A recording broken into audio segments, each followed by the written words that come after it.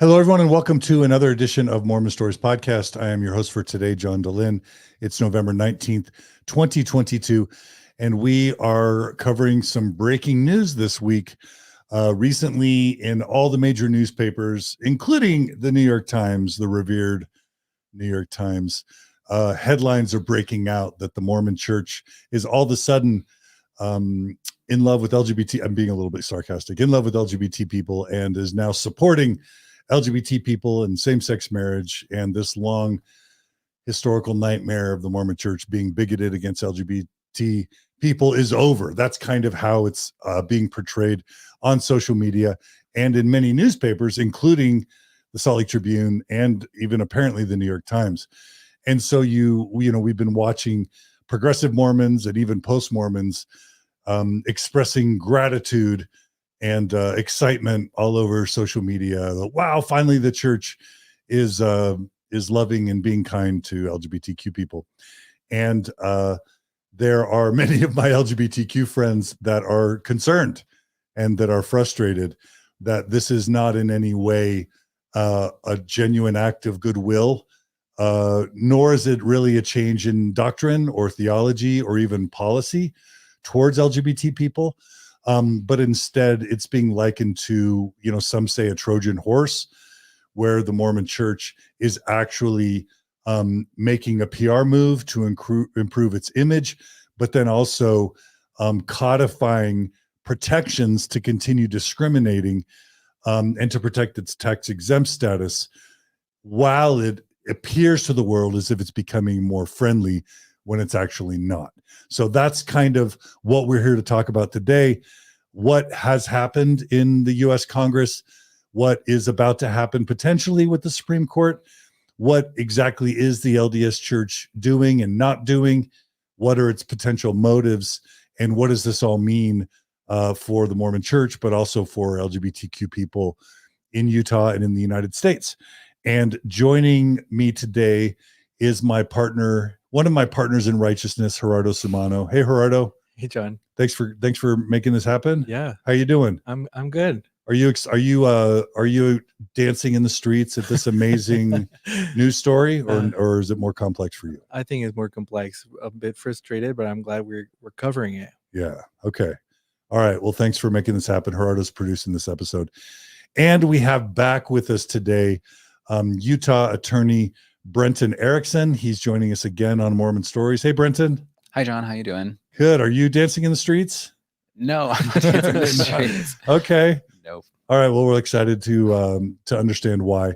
And of course, we're grateful to have back with us on Mormon Stories podcast, recent graduate of University of Virginia Law School. She just passed the bar in DC, and this is not her first rodeo on Mormon Stories podcast. Hannah Comeau. Hey, Hannah. Hi, how are you? Good. Welcome back. Good, thank you. Are you dancing in the streets? Yes, but not for this. Not for this reason. Oh, okay. For other reasons. There you go. For other reasons. For passing the bar. There you go. Exactly. Congratulations on did you graduate from UVA? I did. Yeah, I just graduated in May. Oh yeah. Mm-hmm. Well, we're super excited for you and looking forward to all the good things you're going to be doing. Thanks for joining us today. Of course. Yeah, thanks for having me. Yeah. Okay. All right. So we've got a few slides today. But I wonder if there's for those who are kind of, new to this whole story, who aren't really following Mormonism and the LGBT stuff, I wonder if there's a way to give like a 2 or 3 minute backstory that kind of helps frame all this. Do you want to try and do that, Brenton? A backstory of the church and LGBT issues? Yeah, just really, really, really brief. Like if you had to summarize it. I think the church has generally followed American mainstream. So back in the 60s and 70s, they were kind of pro-criminalization of homosexuality. And then as the fight shifted towards gay marriage and other rights, they were pushing against it for as long as possible. And then as public opinion has shifted, they have kind of stopped litigating to make gay marriage and other things illegal, and are kind of trying to find their footing in religious exemption compromises. And they really try to stay in the conversation. But doctrinally, homosexuality is still not permitted really to any extent. Yeah, It's and there's viewed also- as evil and as an, evil, and an right. excommunicable offense. Like if one thing that people just need to know right off the bat in 2022, as of today, if two men or two women or, you know, a trans person, you know, gets married to the wrong gender, what happens in the Mormon Church? they're likely going to be excommunicated. Yeah. Yeah. Yeah. So, I mean, still very bigoted theology and doctrine. Nothing has changed there. Right. Correct? Right. Yeah. Okay. So we know that the church, you know, supported Proposition 8 in California to take away same-sex marriage from Californians. That ended up causing backlash that led to eventually the Supreme Court making same-sex marriage legal across the country. And then tell us about the exclusion policy for those who don't know. So very soon after Obergefell, the LDS Church came out with a policy that you guys can correct me on the details, but it did not allow the children of gay parents, especially parents in homosexual marriages, to be baptized until they were 18. And it required them to disavow the relationship of their gay parent once they were 18 in order to be baptized. And that policy, I think, lasted a little over a year. 4 years. 4 years. Oh, wow. So you see, I'd already left the church by that point. So it all became like very mixed. Yeah. But it was, when it was instituted, it was revelation. And when it was taken away, it was revelation. But there was a lot of hurt. I mean, because it seemed like the church had been at least becoming less hostile. And so for them to accept the gay marriage ruling, but then immediately turn around and say, we're going to not baptize your children, was really painful. Right. Yeah. Yeah. And so the church kind of got, I don't know, it's a rude word, but kind of bitch slapped in its reaction to Obergefell with the exclusion policy, and it had to eat its own words and reverse it. And that kind of leads to the strategy shift that, Hannah, you've been involved with discussing, because Elder Oaks recently came to University of Virginia, your own law school, and tried to really lay out the church's evolving strategy as it relates to LGBT people. Do you feel comfortable summarizing that, Hannah? Kind of what happened at UVA with Elder Oaks? Sure. Yeah. So if it was about a year ago today, actually, that we sat down and had a discussion about this when this happened. So last November, I was in my third year of law school at UVA, and Elder Oaks was coming to the law school to speak about compromises between religious liberty and the LGBT community. And a classmate of mine, Chloe, who was on that discussion with all of us on Mormon Stories last year, she and I helped organize a protest against that because the school was essentially painting him as a figure that was friendly to LGBT people, someone really trying to compromise. I had a lot of friends unfamiliar with the LDS Church come up to me and say how great it was that the Mormon Church was really changing its tone on these issues. And Chloe and I, Chloe is also ex-Mormon from Utah, and we had some weird feelings about it.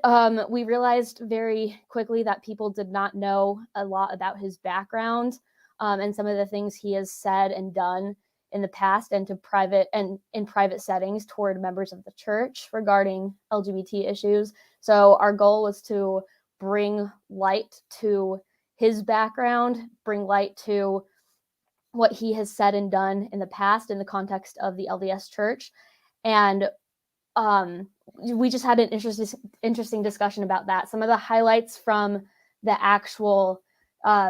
his actual discussion at the law school was that we had planted some questions for a Q&A session that was going to happen after Elder Oaks spoke to us. And one of the questions that we were able to ask him was centered around his time at as president of BYU and the electroshock conversion therapy that happened during his tenure as president.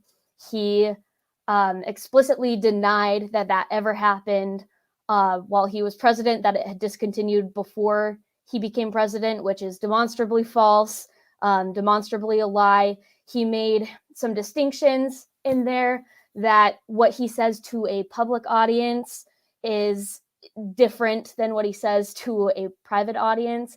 He said something about don't judge a sermon, a sermon, religious a religious sermon by public matters.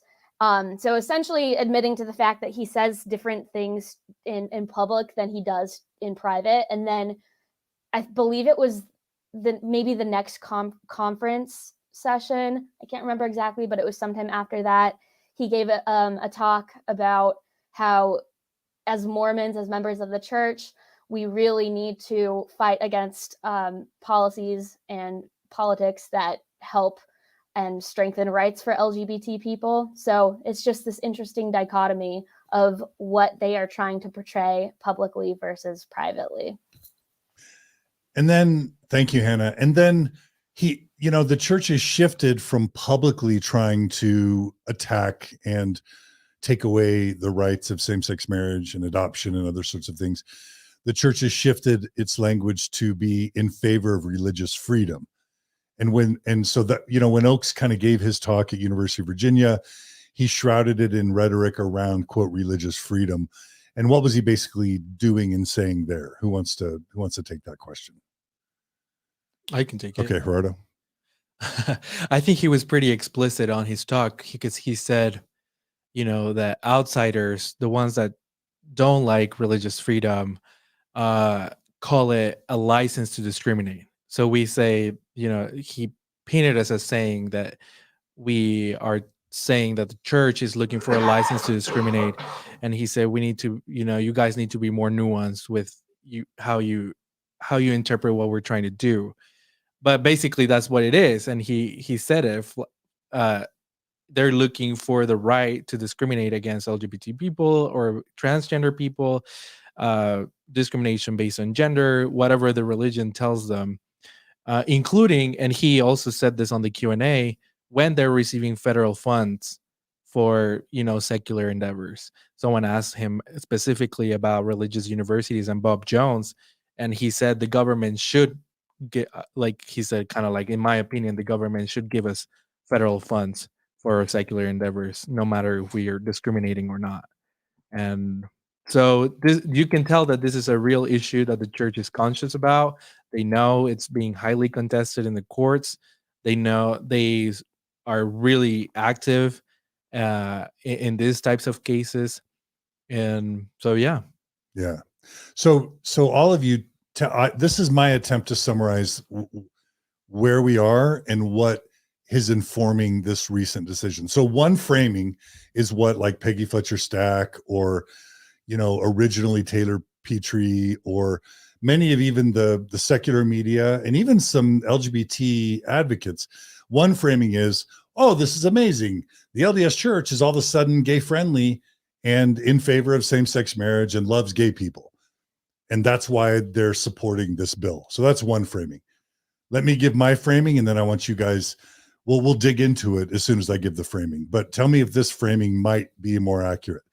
That the Mormon Church is hemorrhaging its members, particularly its young members, because the church is being perceived as bigoted against LGBT people.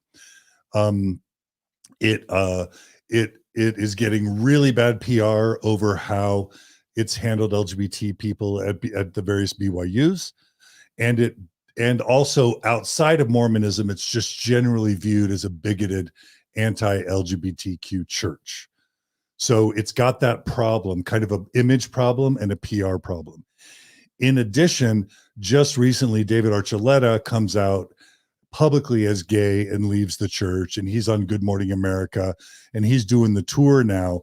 And that's like a disaster, because since the Osmonds, we probably haven't had a more well-known globally public figure as Mormon than David Archuleta, and now he's coming out as gay and leaving the church. So the church has a image and a PR disaster on its hands that's leading to probably the worst hemorrhaging of membership and of support and of its image that it's ever experienced. Add to that the fact that it wants to continue discriminating against LGBTQ people both in terms of employment in the church, BYU professors and faculty, church employees, and then also BYU students. It wants to make sure we desperately need to continue discriminating against LGBT students to be able to kick them out of BYU or punish them if they act in any way that we don't want them to act.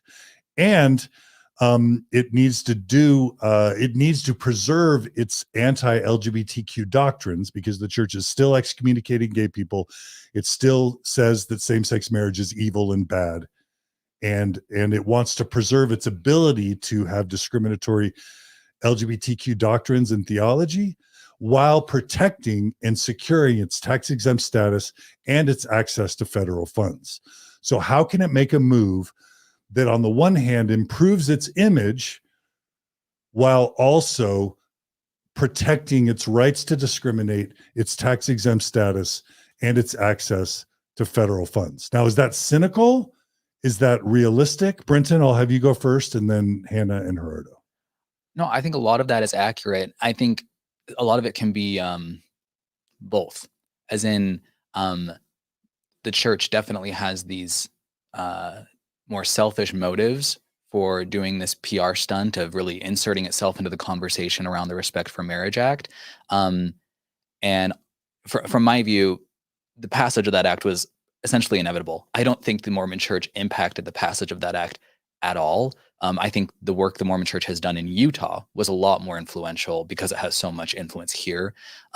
So I think, yeah, no, and we'll talk about the act with PR. Yeah, but yeah. It's just more right now in terms of motives. Like what do you think the motives are for what it did, if you had to guess? I think those PR disasters, the recent PR disasters, there's definitely an eagerness to smooth those over. And what a great stage, what a great national stage to smooth those PR disasters over by supporting this bill. And then I also just think in general, the LDS Church has an obsession with appearing reasonable, like relatively mainstream. Okay. And so if 70% of the public now supports gay marriage, it's just not tenable anymore to be openly taking the opposite position. And in order to smooth over the PR crisis, rather than stay quiet, you know, they're publicly saying, "Hey, we'll let this happen." That's what's. I don't know if that makes sense. In my mind, they had nothing to do with this federal bill. Yeah. They just got a lot of PR out of it. Yeah, and we'll jump into that in just a sec. Okay, Hannah, anything you want to say about motives? Sure. Yeah, I largely agree with what Brenton just said. I think there's this interesting dynamic that the church is trying to balance right now between, John, what you mentioned, hemorrhaging its own younger members by failing to support the LGBT community in the past.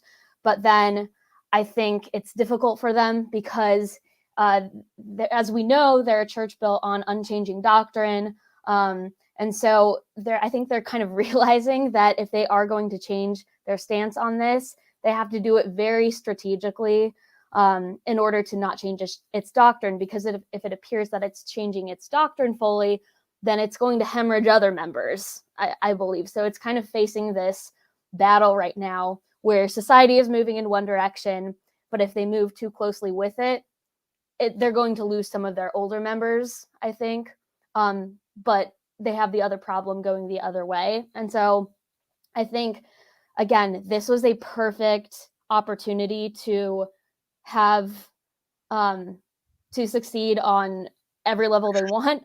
They had a great PR from this, as was mentioned. But then also, as we get into the substantive issues of what the Respect for Marriage Act actually does, including the recent amendments that were passed in the Senate protecting increased religious exemptions, the church, from a doctrinal standpoint, actually gets a lot out of this. Right. I agree that the church didn't have anything to do with this bill passing the House and advancing in the Senate. It didn't. But coming out in support of it really did a lot to enhance its public image, especially for the younger generation, I believe, because on its face, if you don't read into it too much or read the text of the actual statute or the actual legislation in context of existing law, then it does look very favorable. So Yeah. Yeah, I just think it's interesting. Okay. And I agree with that last part of your assessment, especially John, that they are being calculated about shoring up their legal protections, their own legal protections. And we can discuss later. I think the protections they got are largely unnecessary, but they are helpful, and they're being proactive about looking to the future. Okay.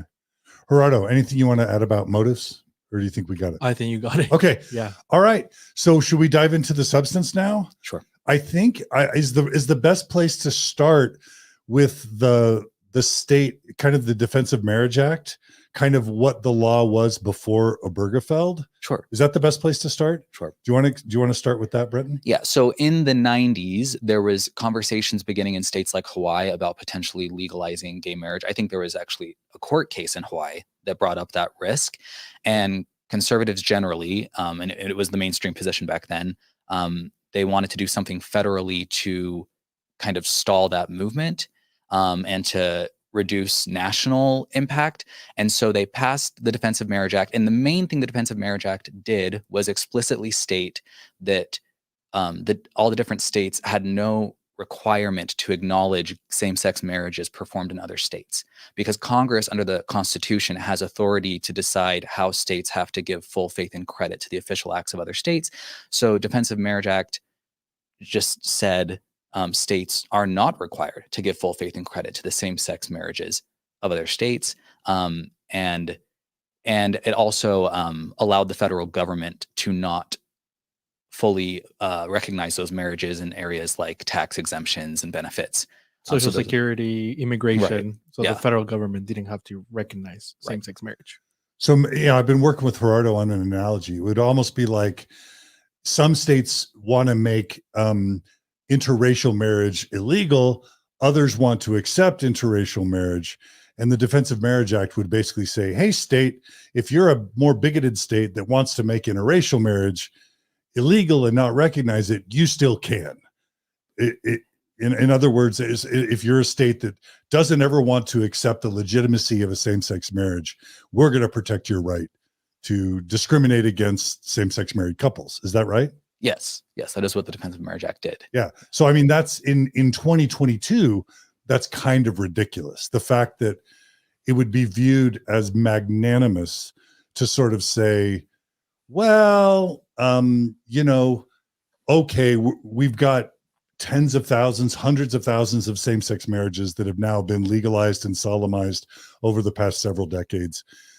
We're going to do something really magnanimous, which is to say we're going to continue honoring these existing same-sex marriages, right? Right. So it looks like not that big of a deal, but you have to remember that there's a changed legal landscape. So DOMA happened in the 90s, but since then you had Lawrence v. Texas that struck down the remaining anti-sodomy statutes. Then in 2013, you had Windsor, where the Supreme Court held that the Defense of Marriage Act was essentially unconstitutional. So the Defense of Marriage Act has been legally unenforceable, basically dead since 2013, even though it's still on the books. And then in 2015, you get Obergefell. So So how would Obergefell have impacted DOMA? So the major change recently is Dobbs. Before we got the actual death knell case against Roe v. Wade against abortion rights, after Obergefell, a lot of people I think had a tendency to say, oh, great, this issue is solved. We can all live happily ever after. And Dobbs was this stark reminder that the court changes. The court changes, and you cannot just rely on the court to maintain fundamental rights. And so the push for the Respect for Marriage Act has been, because justices like Thomas have been openly saying that Obergefell might be in question, it's irresponsible for Congress to not do everything it can. And so even though Obergefell is still the law of the land, the Respect for Marriage Act sets up a legislative basis for same-sex marriages to be respected and recognized, even if the Supreme Court really overturns Obergefell in the future. So just as the U.S. Supreme Court, because of Trump's appointments to the Supreme Court, was able to strike down Roe versus Wade, there's a chance that the future Supreme Court could also strike down Obergefell, which is the Supreme Court's support of nationwide same-sex marriage. Right. And if that were the case, then we would go back to the 90s, basically, where states were allowed to not accept as legitimate same-sex marriages. And this law is basically just saying, no.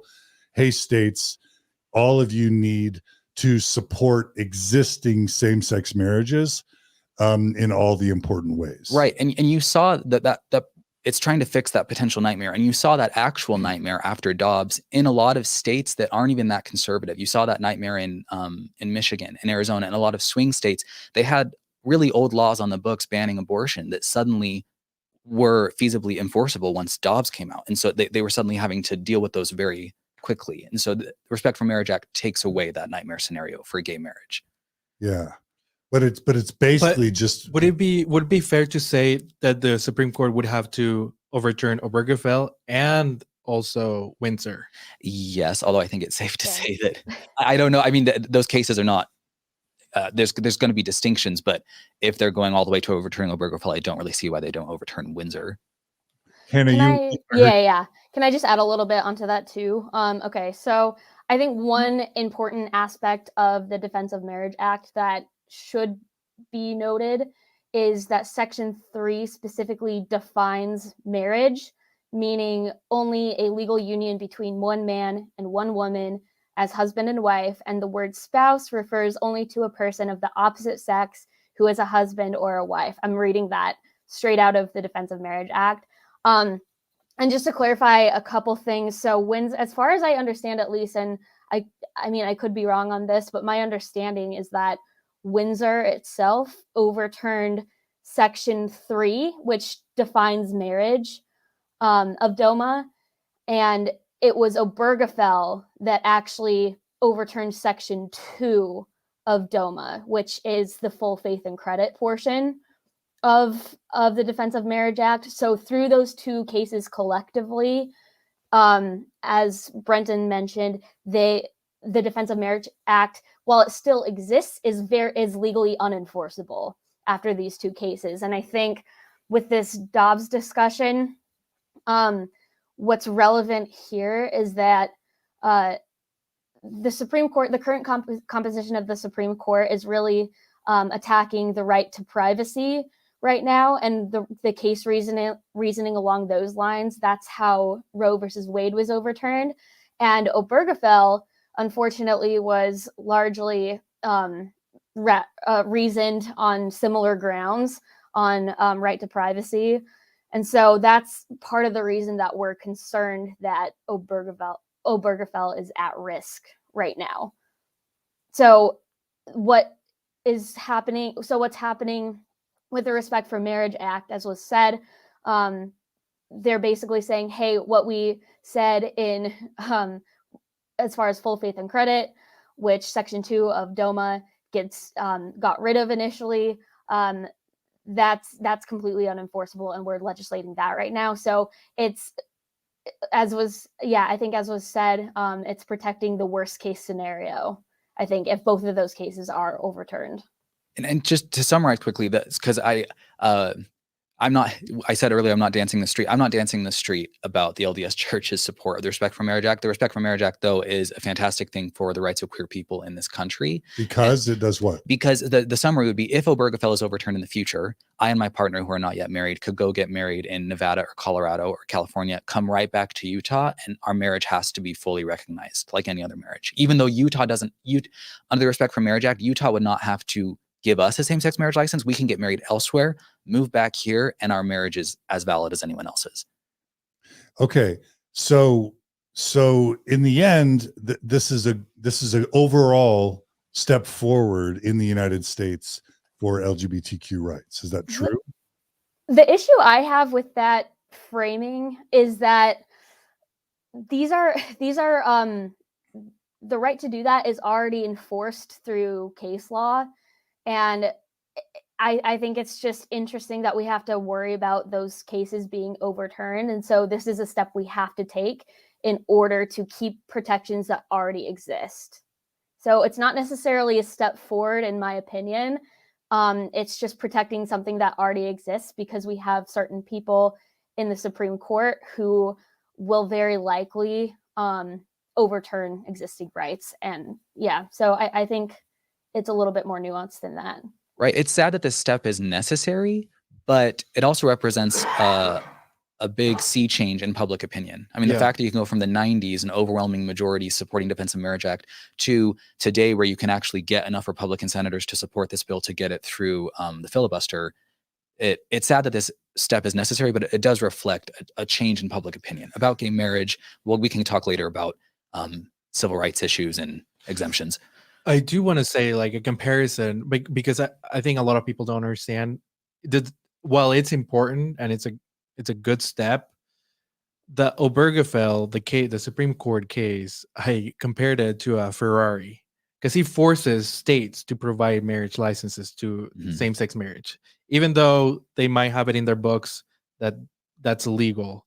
They're forcing states to do it, even if they don't want to do it. Yeah, even Right. if they don't want to do it. Right. But this bill that was passed by by Congress and the Senate won't do that. It won't. And the two reasons real quick, I think that Democrats were being strategic and knew that they were more likely to get Republican support in the Senate with this more limited, safer bill. And second, as a matter of constitutional law, it is not perfectly clear whether Congress has the authority to force states to hand out same-sex marriage licenses, but it is perfectly clear that it has the authority to require them to recognize marriages from other states. Right. So they went with, like, even the most conservative court, even a court more conservative than this Supreme Court could not overturn that aspect of that. So I think they went with the safest possible route. Right. Yeah. Right. Yeah, this is a really bad analogy, and it's not a good fit. But for me, it would almost be like slavery still being on the books in some states, and sort of Congress saying, "Whoa, we're worried that one of the the 22nd Amendment or whatever is going to be overturned, which is going to make slavery legal again. So we're going to pass a law making it sure, magnanimously, that slavery doesn't kick back into the public consciousness." You know what I mean? Like, would any of us celebrate if like some sort of move were made in that direction when we all should now agree it's a basic civil right to get married? Oh, no, I think it is ridiculous. Most people view it now as a basic civil right. The major difference there is that slavery is explicitly abolished in the 13th Amendment. So you would have to have a change to the Constitution. Here, we're talking about a court that has shown itself very willing to just burn precedents. So it would take a lot to change the Constitution, but this court could very easily change its interpretation of something that's not clear in the Constitution. And it's more meaningful in that sense than making sure that slavery remains abolished. You'd have to change the Constitution to undo that. Yeah. Okay, so the political climate for what led to this bill, obviously Democrats are leading it. It's not Republican led, but they were able to get some Republican support. So who can kind of share? It wasn't the Mormon Church lobbying for this bill, right? No, and in fact, in the House, Democrats brought this bill to the floor, not expecting much out of it. They thought it might be more of a messaging bill post-Dobbs to show their base, hey, we're not going to be irresponsible anymore. Because honestly, a lot of Democrat-leading voters feel that the party was irresponsible with respect to abortion by letting the court just take care of it all this time. But they brought it to the floor. The two most interesting things are Republican leaders, Kevin McCarthy in the House, he did not ask his members to vote against it. He just stayed quiet. That itself was a big change from, 7 years ago. And then they got, I think, 47 House Republicans voluntarily supported it.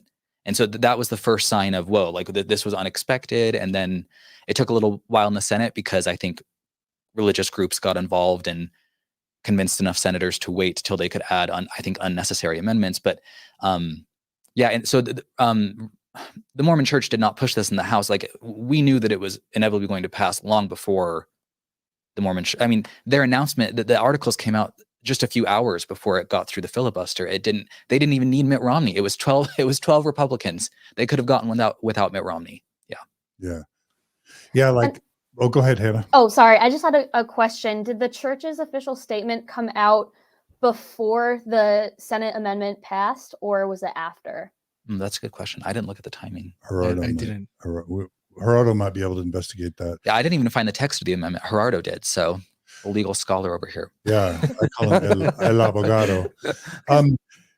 Were you say something, Hannah? Oh, sorry. Yeah, because I'm just wondering what the timing is on that, because what my theory is that the church voiced its support of this act because of the amendments protecting their religious freedom. So I just want to get clarification on the timing of that, Because I I, think that would be interesting. I think that's a fair assumption. Yeah. Well, we just had the midterm elections here in the United States in 2022, and there were kind of two outcomes that seemed really clear. One was that election deniers Republican election deniers generally didn't do well in states where that issue was important, to people. But the second is in states where people felt like abortion was potentially really at risk of being made fully illegal. Republicans or conservatives didn't do well there either. And so it wouldn't surprise me at all if the Republicans are realizing, these social issues can be the death of us. And since support for same-sex marriage, even within Mormonism, I saw a quote that like 65% of believing active Mormons are in favor of same-sex marriage. Now that's religious, but just politically, I'm guessing Republicans are reading the tea leaves that if they get too strident on the wrong social issues, they're going to have no chance of winning future elections. Which is why it's so strange. While the 47 Republicans in the House and the 12 Republicans in the Senate is positive, all the ones who voted against it is still shocking, because it's like, just like active Mormons, I think it's like 58% of self-identified Republicans support gay marriage. That is way more than have positive views on abortion. And I don't know that comparison makes sense. The Republican Party has made abortion such a central issue for such a long time. Its own members don't seem to care about gay marriage anymore. And yet an overwhelming majority of its party still voted against, it's just. But you are saying that LGBT issues are probably more radioactive for Republicans than abortion issues, potentially, or not, in terms of broad Republican support. It depends on the issue. I think the Republican Party is clearly shifting towards demonizing of trans people as a new culture war issue. But I think gay marriage as an isolated issue doesn't really concern Republican members. And so that it's just, I don't understand why 37 Republican senators voted against it when most Republicans don't care. It's so unnecessary. Okay. Yeah. Okay. So Gerardo, you got some slides you've put together. The first one is just the New York Times article. Do you want to kind of talk us through a little bit each of these slides and kind of? Yeah, I think this goes back to what we were talking about, how the Mormon Church is being portrayed in the media as supportive. The New York Times wrote Mormon Church backs bill supporting same-sex marriage. And this puts in a little bit of a positive light. Can I just say that almost feels like an irresponsible headline, like isn't the New York Times sophisticated enough to kind of dig under the surface a little bit and see that this is not, the headline should not just be Mormon Church loves gay people, which is kind of what anyone who reads that New York Times article is going to conclude. It at the very least should have said Mormon Church supports federal same-sex bill, because the article by itself allows people to just run away with it, to be like, oh, yay. I mean, it's uninformed people to be like, they've changed everything. Yeah. Like that they support same-sex marriage theologically. Exactly. Generally. And it doesn't. No. It's still the Mormon Church is still excommunicating gay Mormons who enter into same-sex marriages.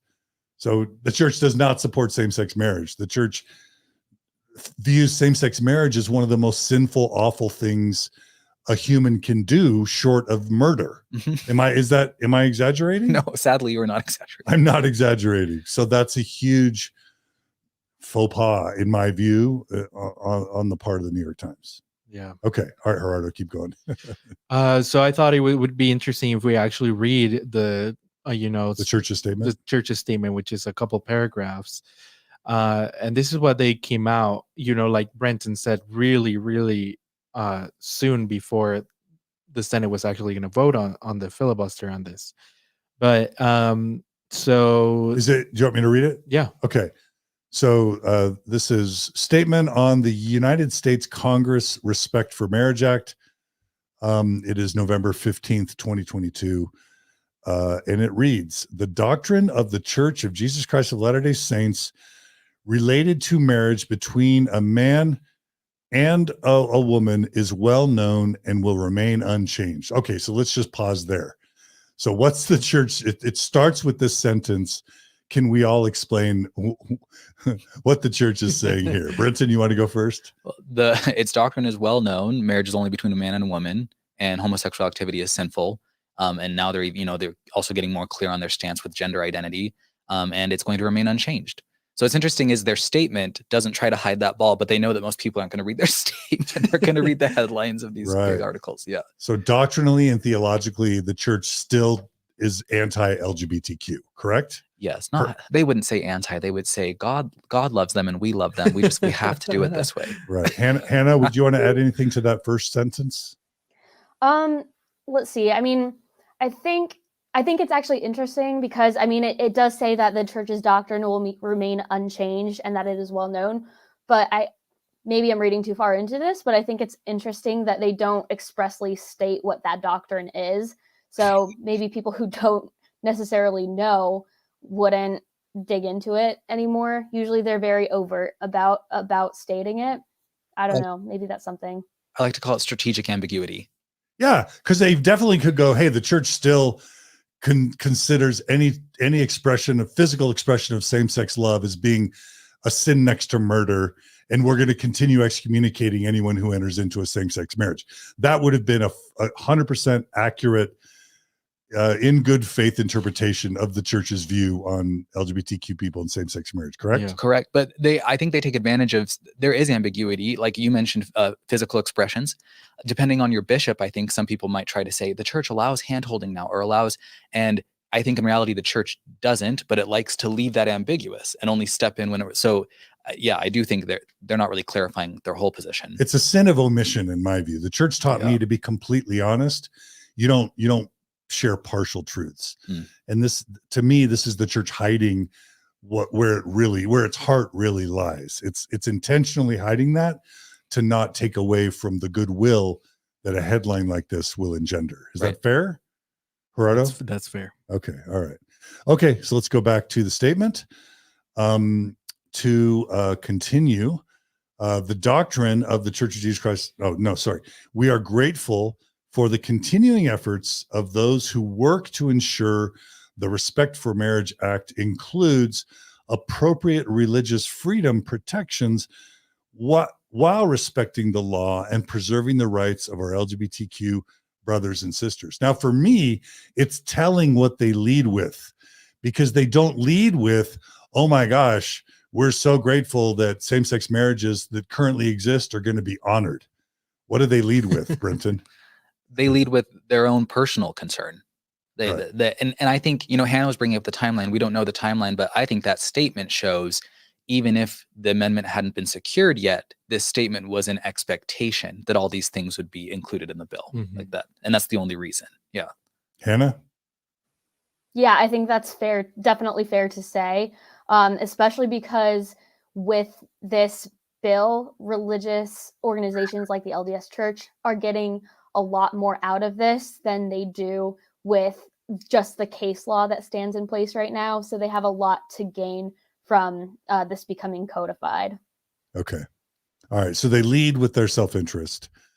But then they also say preserving the rights of our LGBTQ brothers and sisters. So they are saying, I guess we have to be fair, that is an acknowledgement that they're glad at some level that some LGBTQ rights are being preserved. They're saying preserving the rights. I mean, the Supreme Court has already ruled that same-sex marriage is a constitutional right.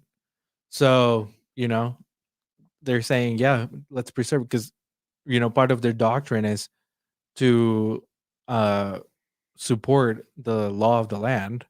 So if the Supreme Court has said that this is a constitutional right for LGBT people, they're saying, oh, it's good that it's being preserved. So at best, they're saying we're no longer going to be overtly attacking same-sex marriage. Yeah, because they still, there are really conservative denominations in the U.S. The LDS Church, in theory, could still be trying to, it could be like those random county clerks out there trying to overturn Obergefell. And by supporting this bill, the LDS Church is at least saying, hey, even if the Supreme Court overturns Obergefell, we don't mind gay marriages being honored. I mean, that is a change from 2008. But how do we know, just like evangelicals and maybe even Mormons were instrumental in the overturning of Roe, how do we know that the Mormon Church wouldn't behind the scenes be not only in support of, but actively lobbying the eventual overturn of Obergefell?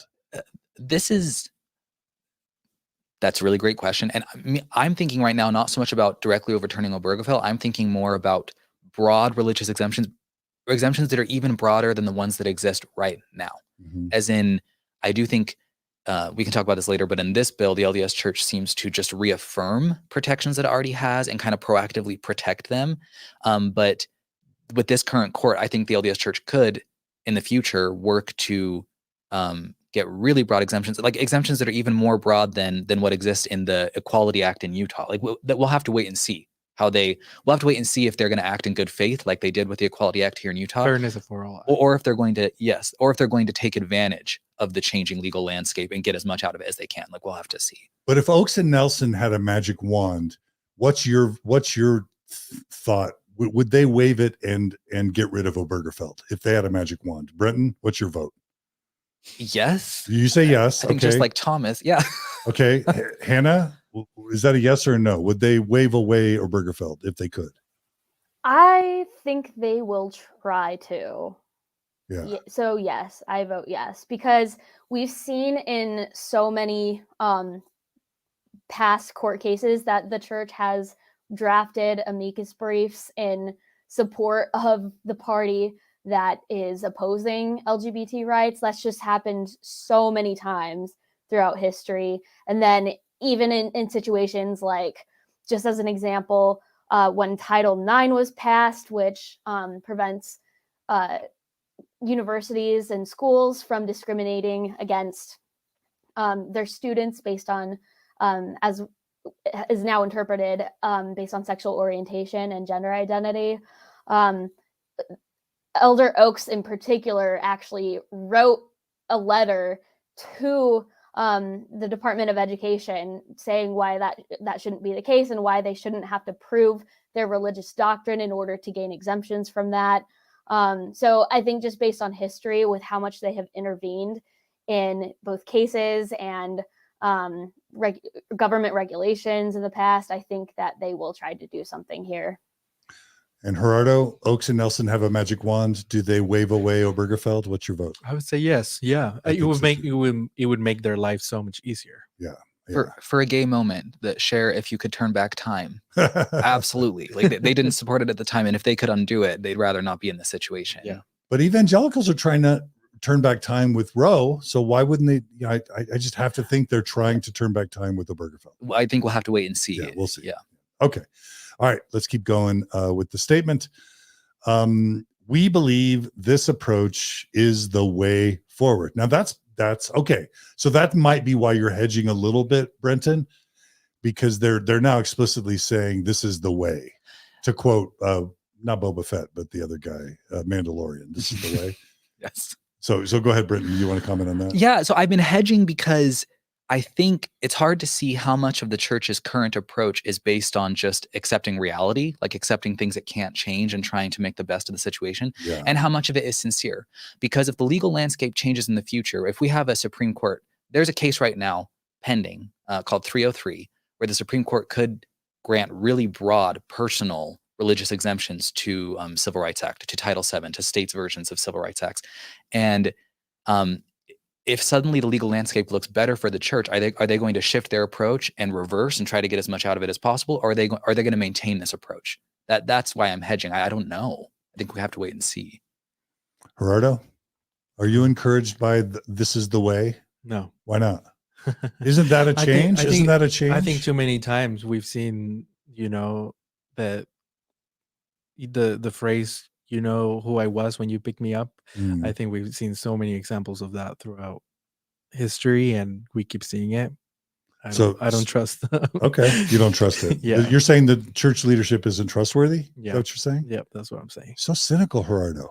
I do think part of their change isn't just the legal landscape, it's also the view of their own members. Right. And I think the view of their own members is only going to continue to solidify in this direction. Oh, yeah. So that's why I say even if the legal landscape changes, maybe the view of their members will have solidified so much that they feel like they can't go back. So I think it's a question mark. Okay. Hannah, anything you want to add to that statement? I don't think so. I think that's a pretty fair assessment.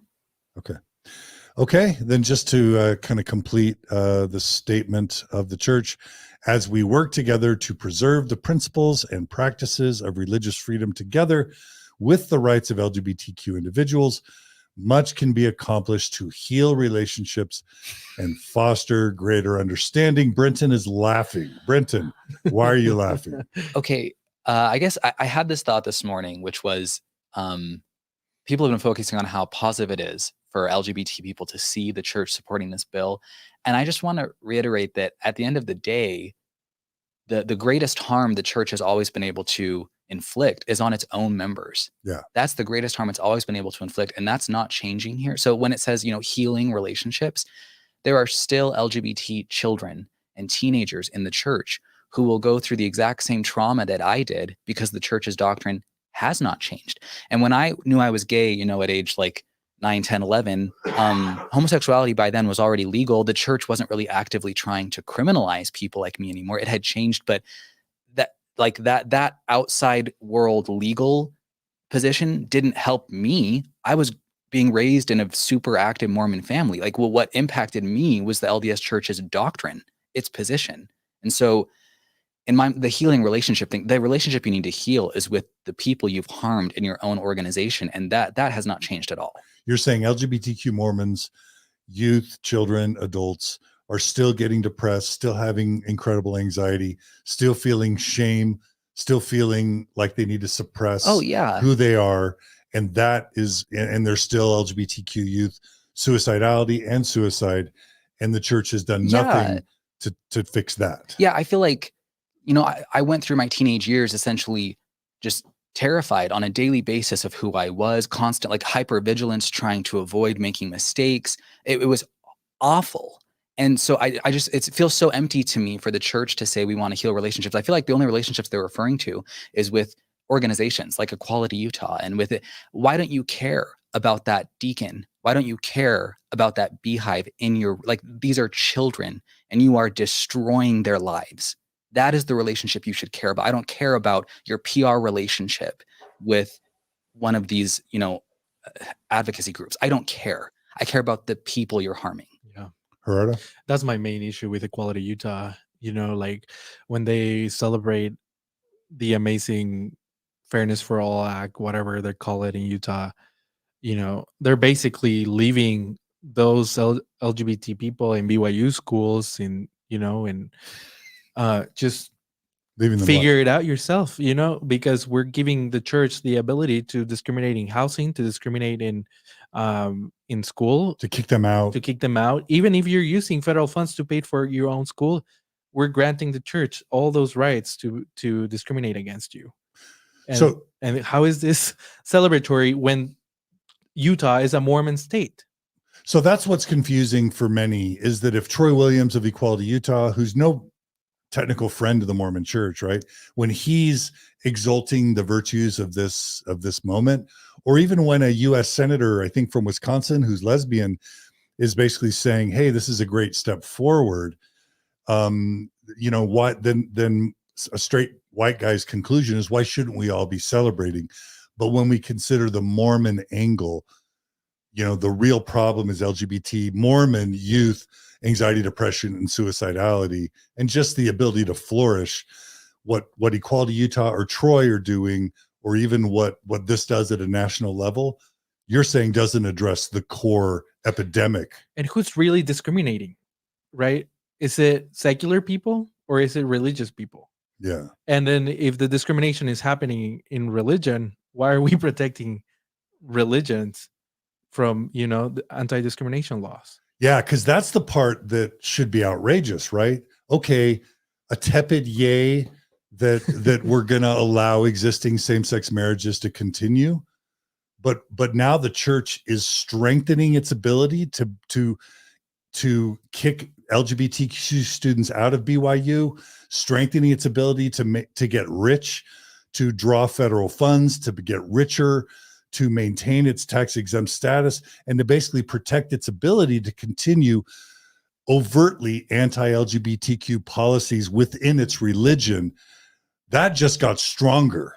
So why would anyone who loves LGBTQ people be applauding the fact that the church can now be even more protected in its harm to its own LGBTQ members. Right. Is that right? Yeah. And I think the discussion about whether the church should have these protections legally, it's kind of a separate issue. I don't care about whether they should be, at some level, I don't care about whether they should be constitutionally protected, all these things. From a standpoint of basic human decency, why don't they care about these children in their church? Like, we talk a lot about the worst case scenarios, about extreme depression, about suicidality, even, like, I don't know, even LGBT youth that end up having better mental health outcomes, that end up having better, achievement. The church harms all of them. I never had a suicide attempt. But the church harms every single one of them permanently in their lives. The ones who have parents who act like it's the 80s, the ones who have parents who their child comes out to them and the parent still feels like being gay is a choice, even though the church stopped teaching that about 20 years ago. It's the church's fault that the parent feels that way. And it's the church's ambiguity on all of this that still leads to all of that harm over and over and over again. Yeah. Hannah, let's get you in here. Okay. Yeah, I have so many thoughts on this, and Let us have it. okay. So yeah, my first sentiment, I largely echo what healing is, based on their statement, is taking place here. And I think it's so important to recognize that I think it's just fascinating that they're creating this dichotomy even further between how they look in the public and what their stance is in the political sphere versus how they personally treat their members. And again, are failing to recognize that there are LGBT people in the church. 3 of us on this panel have had that experience of growing up gay in the Mormon Church, and have all been personally impacted by that.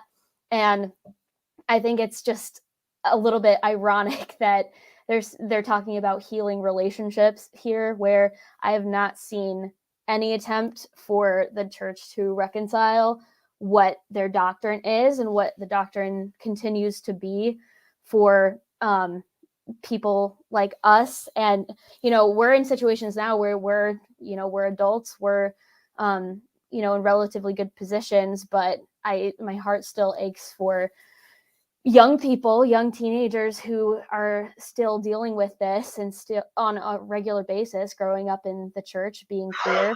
And I think it's really problematic. I've had several people in my life who I really care about who are still active believing Mormons, and while they have been largely accepting of what they call my lifestyle, my lifestyle choice, they ask me a lot why me and other people who have left the church, who are gay, continue to care about what President Oaks says, for instance, or why we even care about the church backing the Respect for Marriage Act. Why do we continue to care? It's because this is the impact that it's had on us personally. It's the impact that, has really shaped a lot of the experiences that we have personally been through.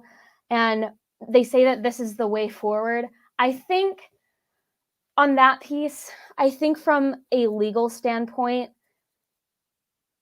I have differing opinions on that. I think it's accurate to an extent that this is something that needs to happen.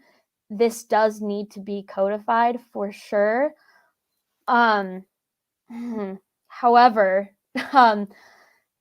even if that's the case, we need to recognize that while this is technically a positive step forward, it's a very small positive step forward, and a lot more needs to happen before, rights are equally protected for LGBT people. So I think it's just problematic that I think this is like the church is viewing this as a huge PR step for them, in the sense that they're saying we fully politically support the rights, preserving the rights, not enhancing the rights, but preserving the rights that already exist for LGBT people. So while it's actually a very, very small step, which should be celebrated, I think, because any positive step forward should be celebrated, it's something that ultimately needs a lot of work that they're not going to acknowledge.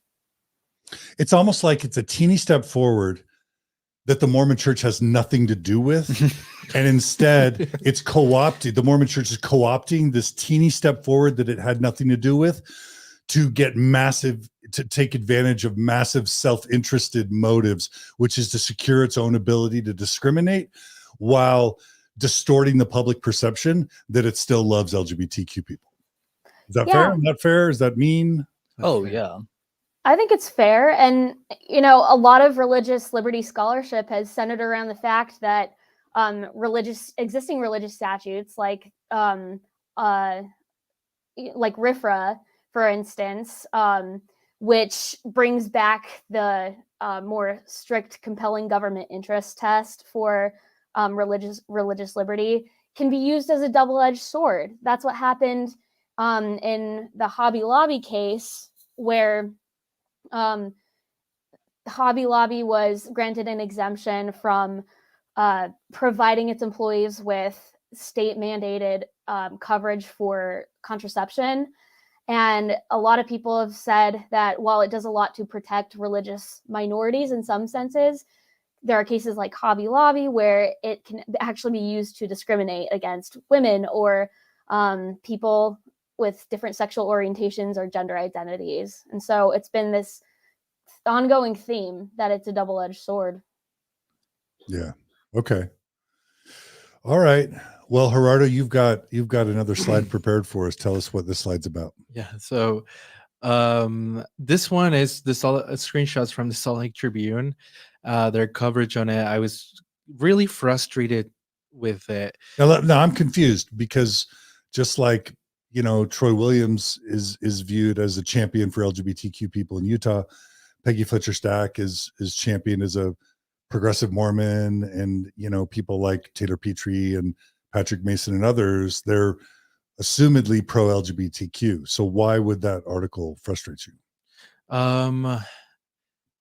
First, it didn't explain really what the bill did. It didn't explain how narrow it is on LGBTQ rights. You know, like basically that Obergefell, how it currently standing, does a lot more than this bill does. That's not explained in it. Basically, what it does is just praising the church for supporting this bill and saying how amazing it is that the church came out in support of this bill. They interviewed Taylor Petrie, Patrick Mason.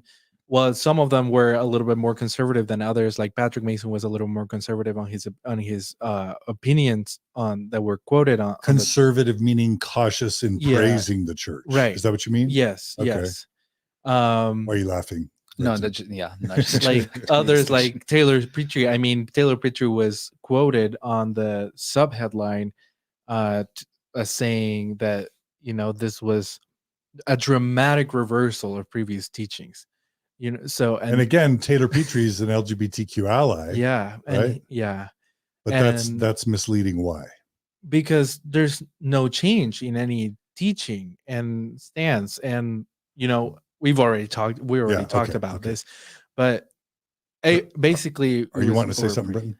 Yeah, I hadn't read this, and the fact that he said a dramatic change in teachings, that's so misleading. Yeah, it at most is a big change from legal advocacy approach from Prop 8 to now, but that's not a doctrinal teaching. That's how the church chooses to approach the legal system. Yeah, you know. Yeah, and the church has always divided those two. Yeah. So okay. That's misleading. Super misleading.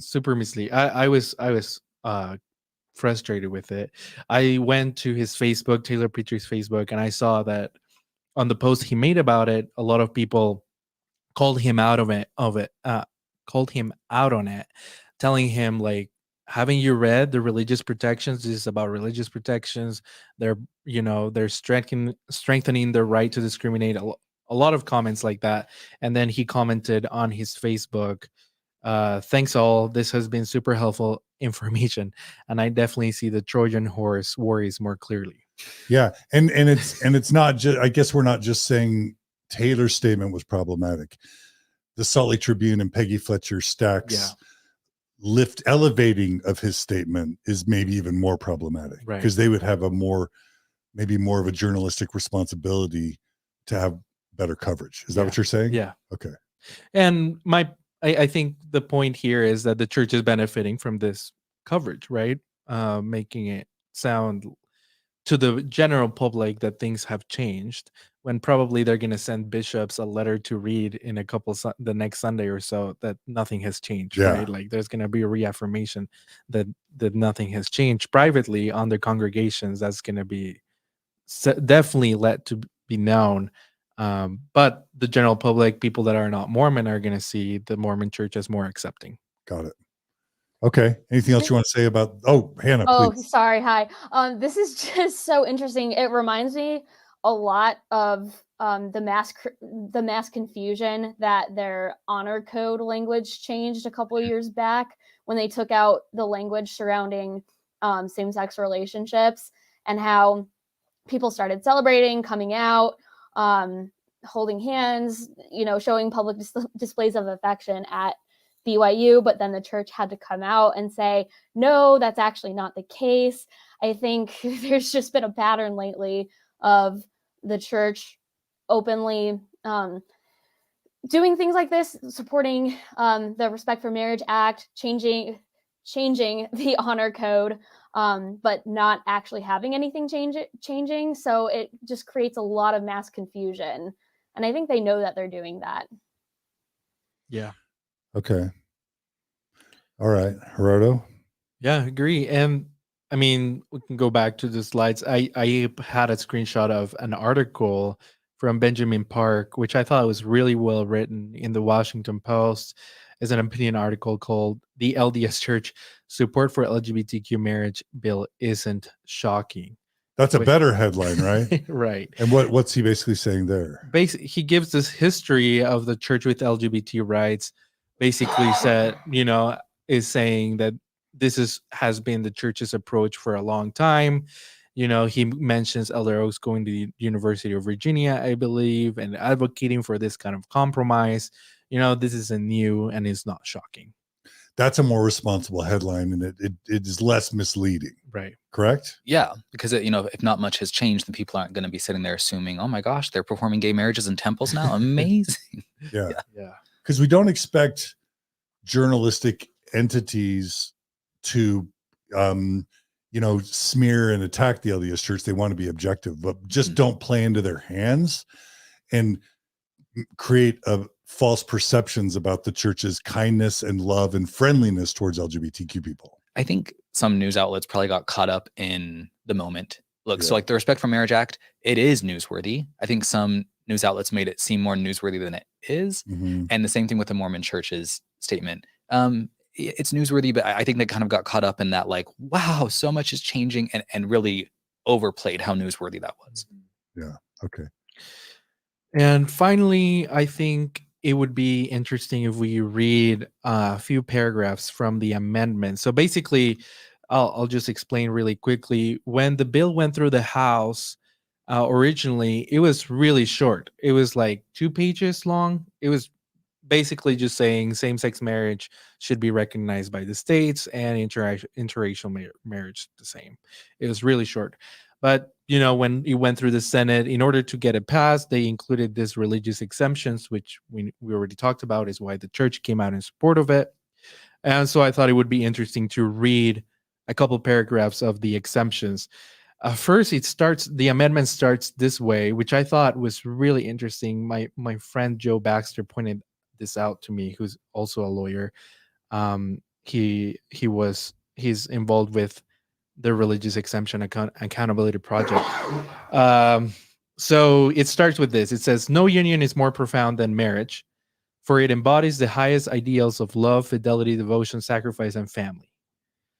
Then the second paragraph says, "Diverse beliefs about the role of gender in marriage are held by reasonable and sincere people, based on decent and honorable religious and philosophical premises. Therefore, Congress affirms that such people and their diverse beliefs are due proper respect."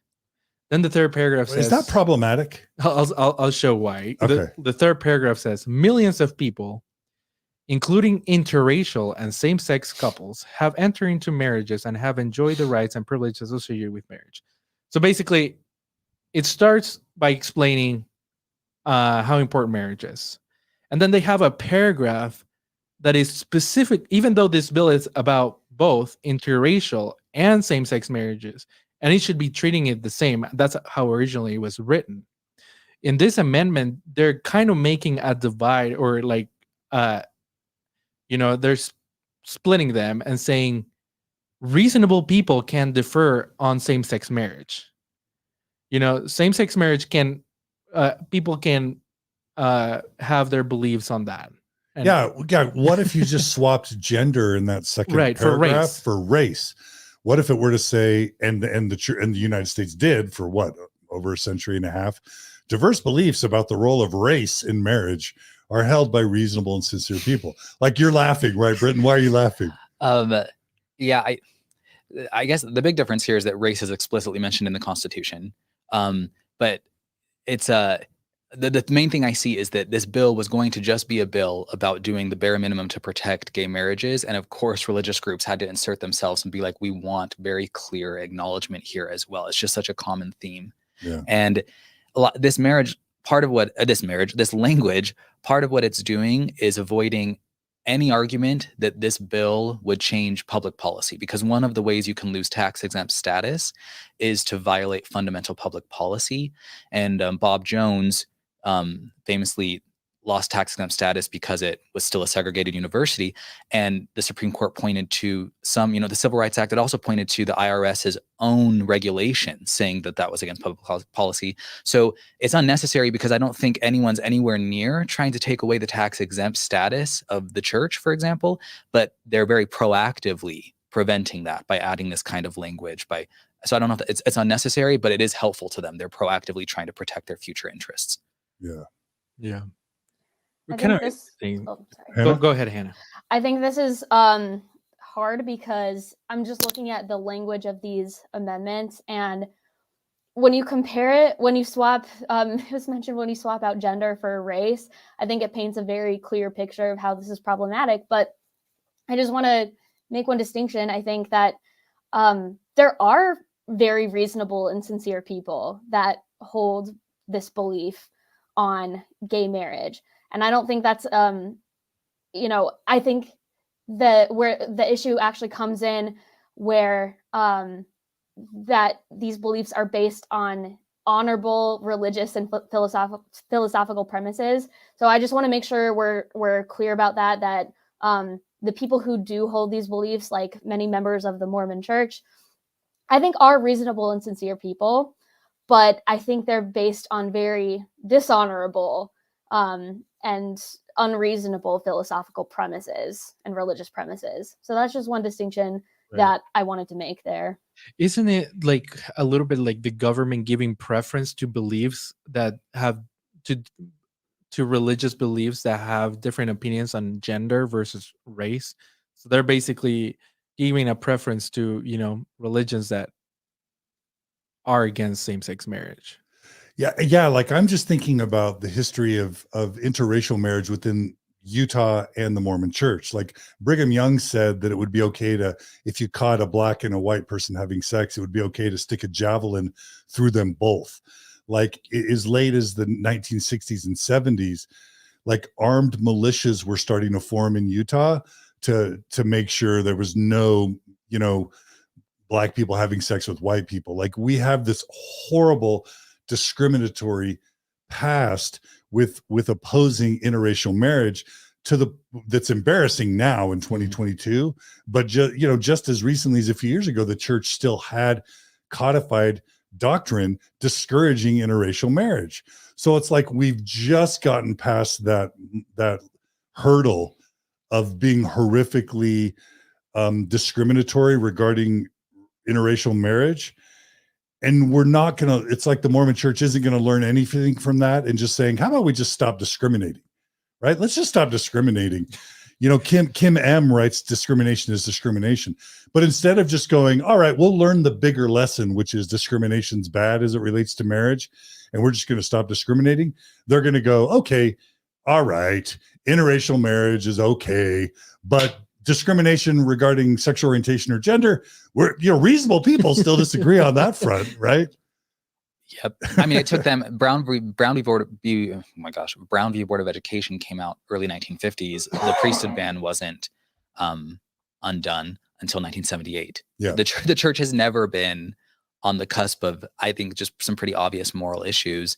And again, in this situation, I don't think that our legal landscape is anywhere near taking Bob Jones University, that holding, and applying it to religious universities in regards to sexual orientation, but they're very proactively trying to prevent that.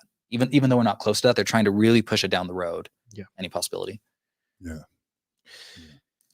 Now, there's a couple more paragraphs on a different slide. And this is just what the church got, what are the exemptions? And it says, in general, nothing in this act or any amendments made by this act shall be construed to diminish or abrogate a religious liberty or conscience protections otherwise available to an individual or organization under the Constitution of the United States or federal law. Goods or services consistent with the First Amendment to the Constitution, non-profit religious organizations, including churches, mosques, synagogues, temples, non-denomination ministries, interdenominational, and whatever ecumenical organizations, mission organizations, faith-based social agencies, religious educational institutions, and non-profit entities whose principal purpose is the study, practice, or advancement of religion, and any employee of such an organization shall not be required to provide services, accommodations, advantages, facilities, goods, or privileges for the solemnization or celebration to a marriage. Any refusal under this subsection to provide such services, accommodations, advantages, facilities, goods, or privileges shall not create any civil claim or cause of action. So, I mean, that's just saying, let us keep discriminating. What I just read is, let us keep discriminating against LGBTQ people when it comes to, status in the church, employment in the church, or, when it comes to our universities, religious universities. Is that what that said? That is what it said. And Tammy Baldwin put out, her own description of the amendments. And I love some of the words that she uses because I think it makes what's actually going on here pretty clear.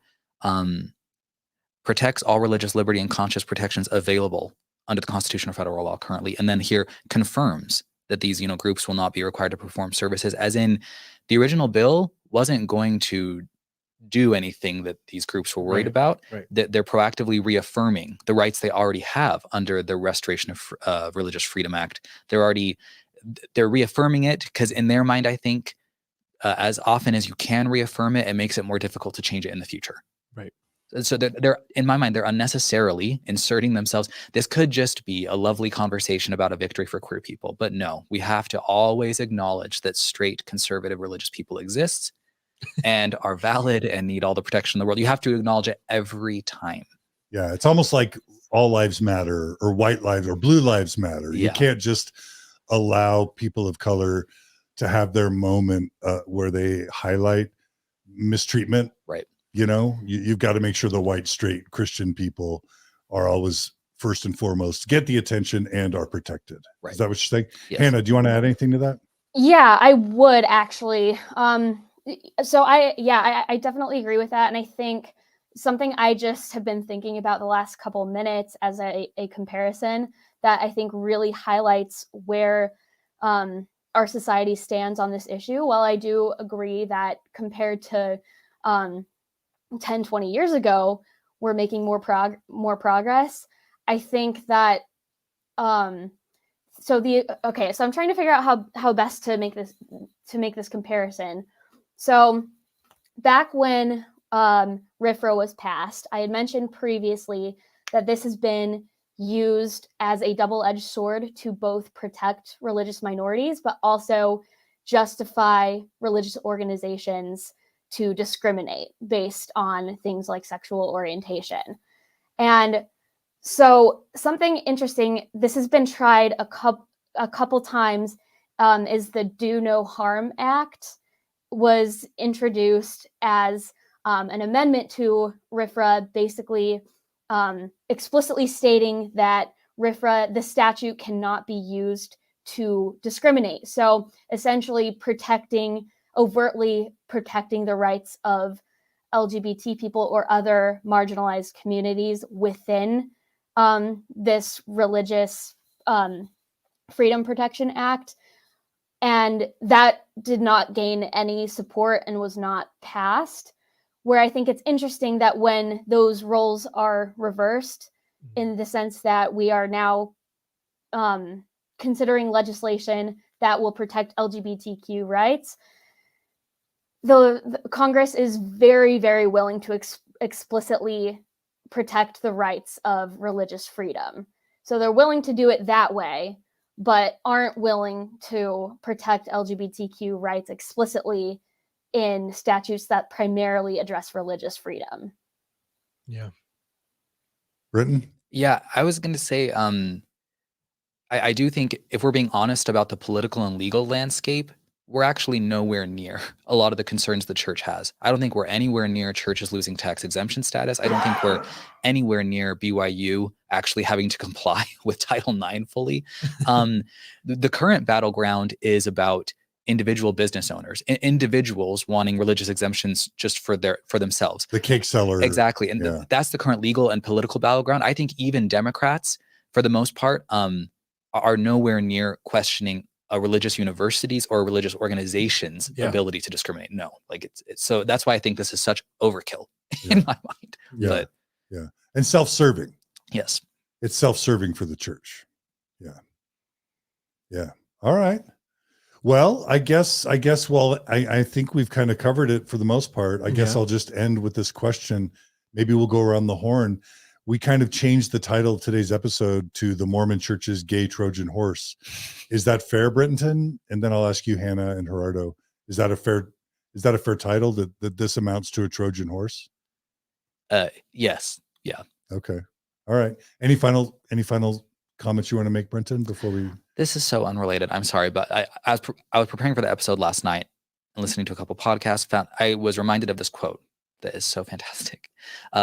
It's from the Red Lily. It says, it's an ironic quote: "The law in its majestic equality forbids rich and poor alike to sleep under bridges, to beg in the streets, and to steal loaves of bread." And the irony there being that the rich have no need to do any of those things. And it just hit me last night that the church's approach, especially over the last 10, 15 years, of the law of chastity is the same for everyone. We're even within the church, people try to say that we're discriminating, but in reality, we're treating everyone equally. We all have to follow the same rules. It's the exact same thing as that quote. The God's rules about marriage apply to heterosexuals and homosexuals alike. Well, those rules are built for heterosexuals. So just the LDS Church is surprisingly good at controlling the narrative for its own members, especially. And this is an example of controlling the narrative in a PR stunt for a legal issue. It reminds me of the Orwell quote: "All animals are equal, but some are more equal than others." Yeah. Hannah, Trojan horse, not? What final statements do you have? Yeah, I think that's an accurate comparison. Brenton, I love that quote. I think that's also very accurate. But I think in terms of this legislation, I think a Trojan horse is a very accurate analogy, because on the surface, it looks great. I first saw this and I actually screenshotted it and sent it to my girlfriend, a couple other people, and I was like, I wonder if this is true. This is great. And then, just a little bit looking into it, you quickly realize that the act with the amendment included that we went over, does essentially nothing to increase the rights that LGBTQ people already have that are existing, but does a lot for religious institutions as far as expanding their exemptions.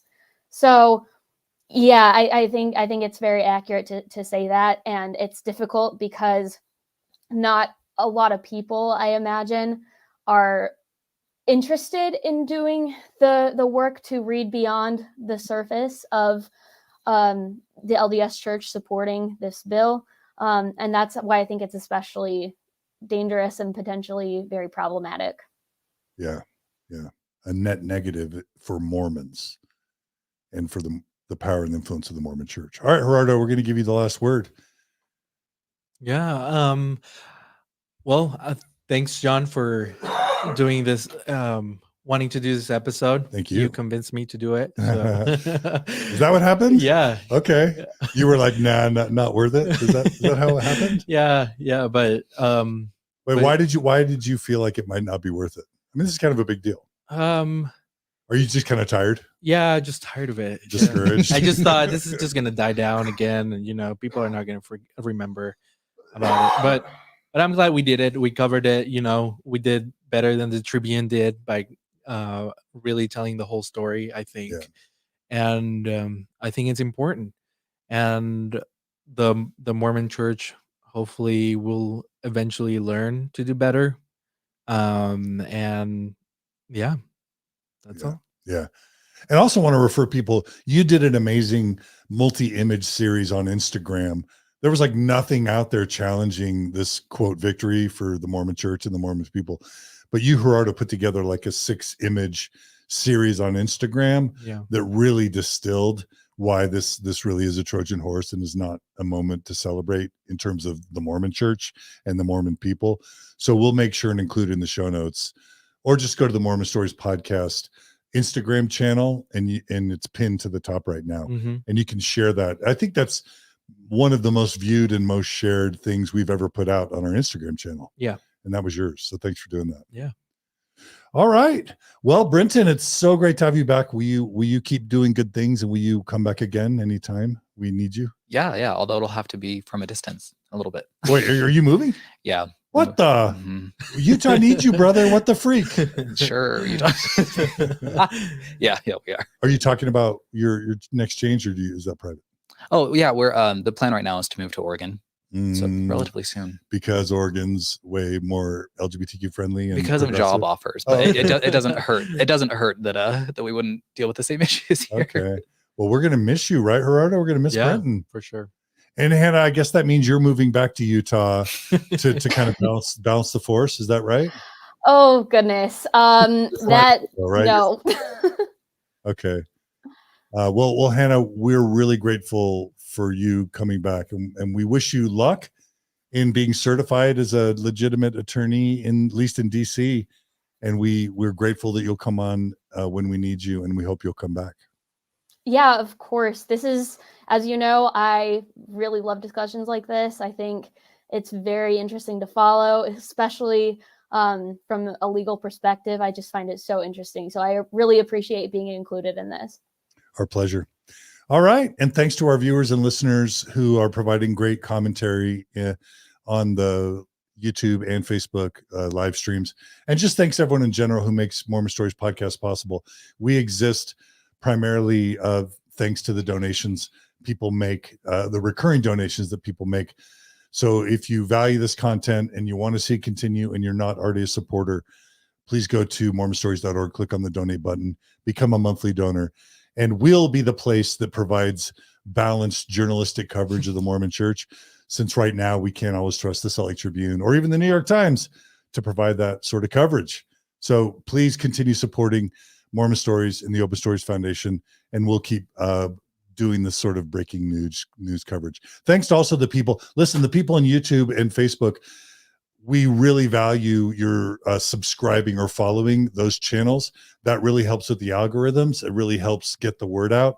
So even if you don't support us financially, if all you do on YouTube or Facebook is become subscribers or followers to the YouTube Mormon Stories Podcast YouTube channel or our Facebook page on Mormon Stories, that helps out a lot. We're trying to break 100,000 followers on YouTube within the next six months, let's say. And that would be really helpful. Anyway, be good to each other, be kind to each other, love each other. Love is love. Let's support any type of love. And we'll see you all again soon on another episode of Mormon Stories Podcast. Take care, everybody.